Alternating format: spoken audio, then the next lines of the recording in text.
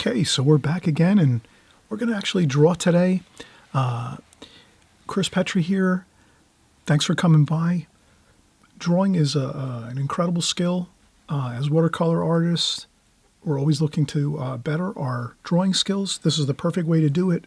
We do it with simplicity. We have just some printer paper here. This is nothing fancy. A printer paper. I made a border with some Sharpie marker so I can make my border clear so that you can see it on camera. And that frames out our painting so we know exactly what our border is for our painting. And I have a Red Delicious apple here, and this is actually a styrofoam apple that I picked up online. So I can always have this in my studio, and I don't have to worry about wondering if I have some fruits and vegetables and subject matter to work with. I have some styrofoam and plastic fruits and vegetables that I've bought over time, and I just have that in a little box in my studio, and perfect to work with still life and drawing and painting with these type of styrofoam fruits and vegetables. And this apple, this Red Delicious apple, is a great, my favorite apple. So we're going to just take this and we're going to set this up across from us, two-dimensionally. We're not going to really set this on a table where we might have issues with angles. We're just going to set it up directly across from us. I actually have a small box across from me that's in my studio, and I have a large styrofoam,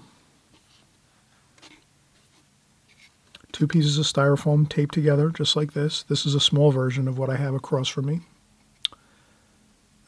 And I set that on top of a box so that it's at eye level. So when I'm standing here at my table drawing and painting for you, it's actually the apple is sitting on top like this, and this is what I'm seeing.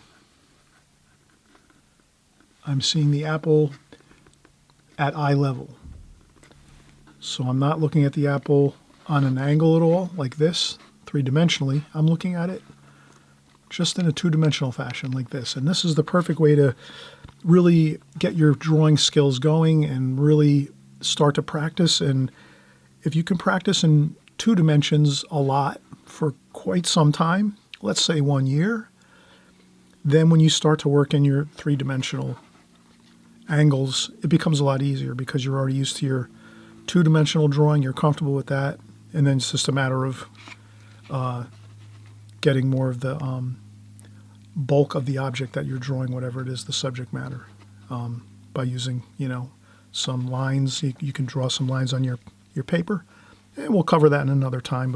And there's many videos too you can look up for three-dimensional drawing and so forth. But for now, let's just stick with two-dimensional drawing, where we're going to take our apple and put it on a board across from us at eye level. That's the challenge of this, is however you're working when you're drawing at home, getting your subject matter to a point where it's two-dimensional like this can be a challenge. What I did is I used a cardboard box, and again I used an L-shaped, large L-shaped styrofoam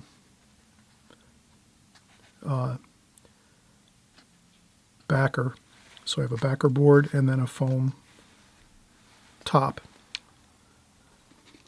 platform here. So it's a platform and a backboard in an L shape. I put that on top of a box next to me so I can look across from me over here on this side over here. So I have it set up to my right, but it looks just like this when I'm looking across from me. It's two-dimensional, so all I'm seeing is really the bottom of the apple, the top of the apple, and there's no third dimension. It's just two dimensions, height and width. So let's try that. I'm going to put this up across from me, and we'll start. First thing I'll do is I'll start out, and we'll put about 1/3 of the page up. We're going to put a styrofoam or foam board like that. That represents our table, our foam board table, and then we'll say this is our moving box. I have taped down to the table so it doesn't move around. So that's the moving box. In the back here is the foam board, the backdrop. Okay, so now the first thing, we'll use just a simple office pencil, number 2 office pencil, and I'm gonna keep referring back to the picture, not the picture, the actual styrofoam red delicious apple I have set up across from me to my right on my foam board at eye level. So this is exactly at my eye level. So if I was to walk up to my foam board, my nose would bump into the board right here because it's right at eye level, approximately, or my eyes would actually. So my eyes would be about right here. Okay, so we're going to continue. And let's start. We're going to do the apple. And we're going to do a preliminary sketch. So just a light sketch of this red delicious apple. We're going slow. We're just trying to get all the little angles and curves. And then we have the stem there.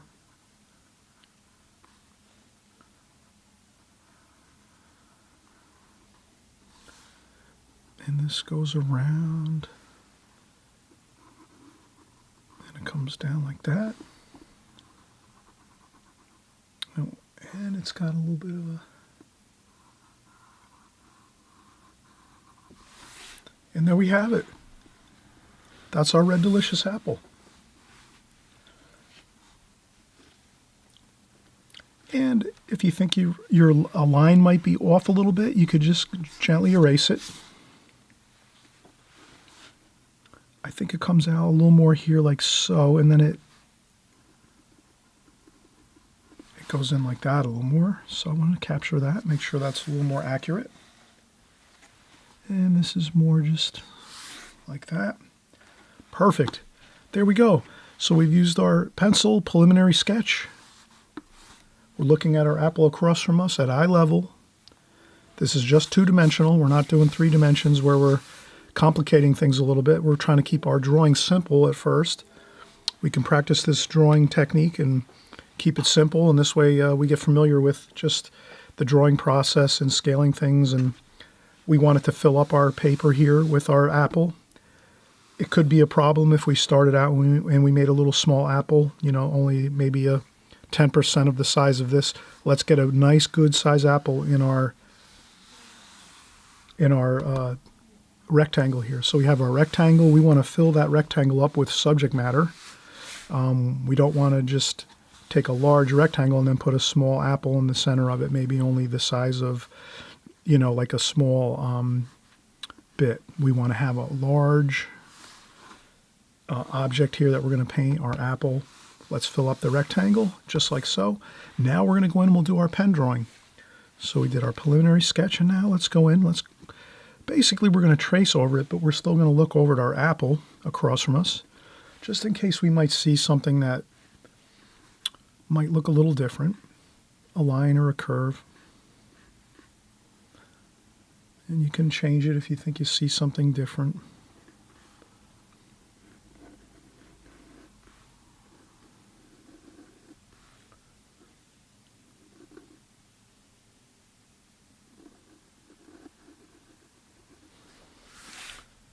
All right.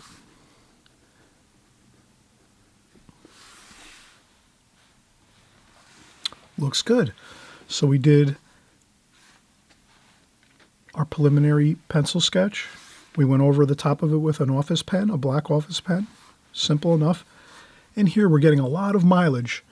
We're doing 2 drawings in one. We're doing a pencil sketch first, a pen drawing second. That means we're actually drawing this subject matter twice, which is great. And I know everyone is excited about watercolors on my channel, because that's what we do here is watercolors. We're going to do, let's just do a little bit of painting, but it's office paper. This is printer paper that you would put into a printer machine, so you're not going to get great results with your watercolor paints. But in any case, let's just have a little fun. Let's just do a little bit of watercolor wash on top of this, just for the sake of having some fun. we're not here to be making a masterpiece right now. We're just working on our practice skills. Let me put my palette down there, and there we go. Okay, so we're going to do the same thing, the same approach. We're looking across at the apple that we just drew, did our contour drawing of the apple. Now we're just going to put a quick wash on here to have some fun, to enjoy ourselves and splash on some watercolor paint. I'm going to get myself a nice brush here. I'll use my Raphael watercolor brush. That's a number 6. And let's get our colors. We're going to use alizarin crimson, cadmium red, alizarin crimson,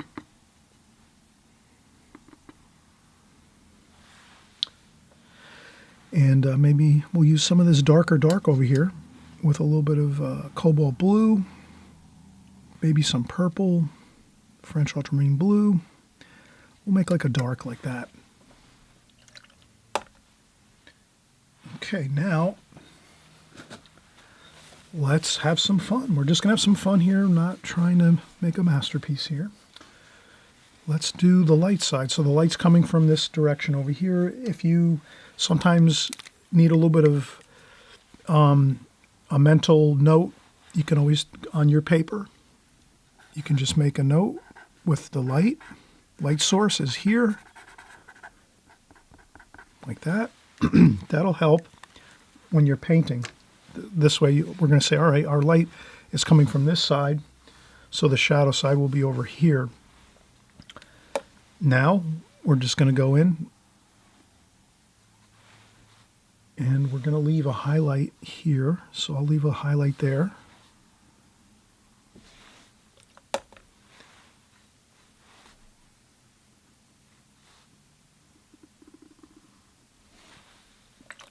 And we're just having a good time here.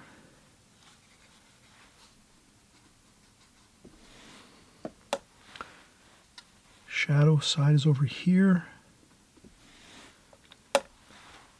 And my paints need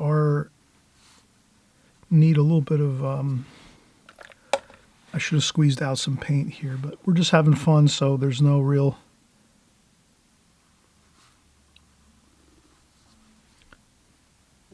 no stress here, worries. We're just getting some paint on the paper. A couple splashes like that. And let's get the darker darks over here. Burnt umber, French ultramarine blue, purple. And let's just get some darker darks over here.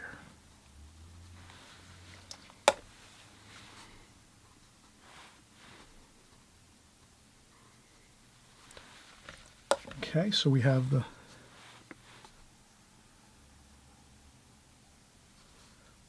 printer paper. Remember, if it's printer paper, you have to work fast. Don't worry about it. And we'll blend in this highlight a little bit like that.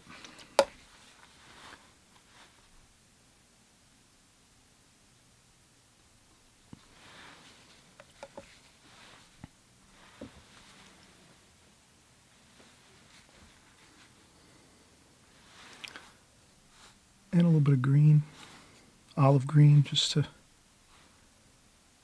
make it look interesting a little bit. A little bit of cerulean blue, a couple splashes, and maybe some cerulean blue on there too. We're just having some fun. We really enjoy watercolors, so let's just put some watercolor paint on there anyway. And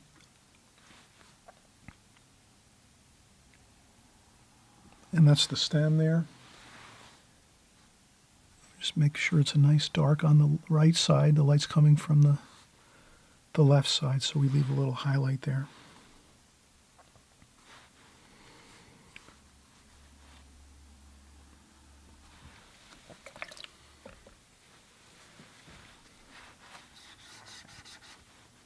I just take some paint and scrub some paint on there, have a little fun. There we go. All All right, so we did a fun drawing of the red delicious apple.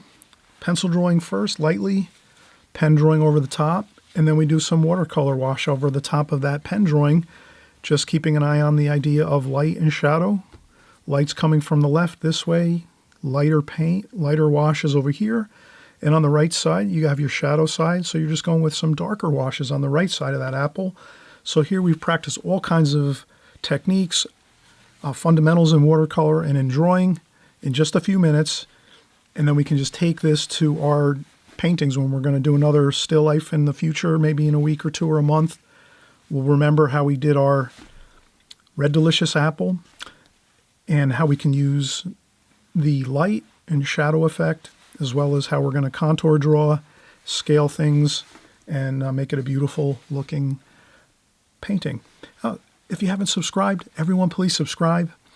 Hit the notification bell. This way you know when we're creating a new video. You'll have that right away so you can work on it, check it out if you like. And, you might want to skip to the next week. We have lots of videos all the time, all different subject matter. So we might be doing still life one week where we're doing some paintings of apples and oranges and things like this. And then the next week we're doing flowers or seascapes or landscapes. So we do all kinds of subject matter here, all kinds of watercolor paintings.